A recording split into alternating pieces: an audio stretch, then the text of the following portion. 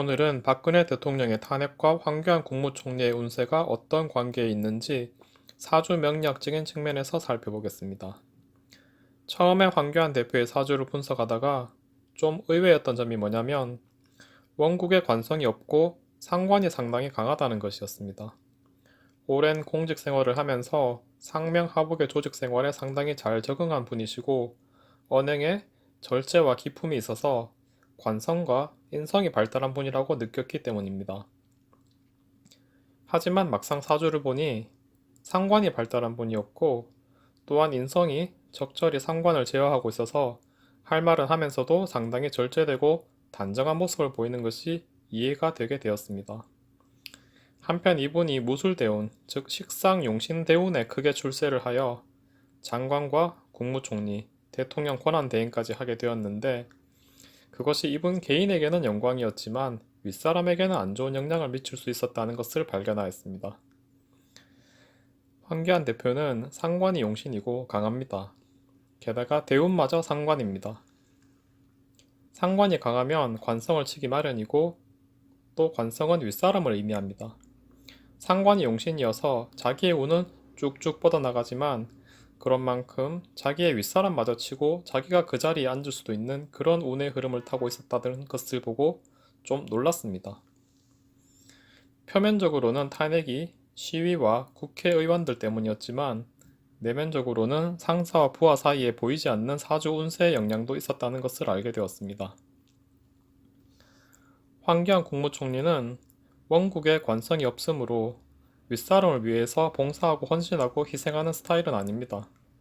지난번 영상에서 설명하였듯이 윗사람의 말을 따르고 헌신하는 스타일이 아니라 자기 자신의 소신을 밝히는 그런 것을 좋아하는 스타일입니다. 그래서 윗사람이 공격받은 탄핵 정국에서도 딱히 적진 한가운데로 뛰어들어가는 모습을 보이지는 않았던 것 같습니다. 지금도 황교안 권한 대행이 그 당시에 너무 소극적이었던 게 아니었냐고 그 부분에 대해서 지적하는 국민들이 많이 있으신데 사주를 보고 나니 좀 이해가 됩니다. 황교안 총리는 윗사람에게는 별로 적극적이지 않지만 반대로 아랫사람 일에는 적극적인 경향이 있습니다. 아직 어떤 큰 사건이 벌어지지 않아서 이 부분에 대해서 확인할 수는 없지만 부하나 제자, 자식 등 아랫사람 일에는 적극적이고 키워주려고 노력하는 경향이 있는 것으로 보입니다.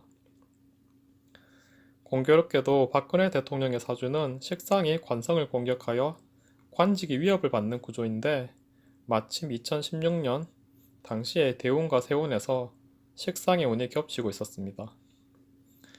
황교안 총리는 용신인 식상운을 만나서 윗사람을 극하고 승천하는 때였고 박근혜 대통령은 기신인 식상운을 만나서 아랫사람들에게 직장이 위협당하는 때였던 것입니다.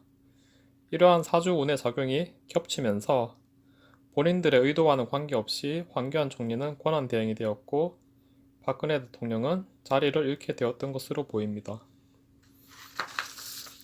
한편 진사가 수레운과 만나서 천라지망이 완성되는 때에는 상황을 반전시키는 현상이 일어나는데 황교안 총리의 대운이 여기에 해당하는 때에 탄핵이 일어났었죠.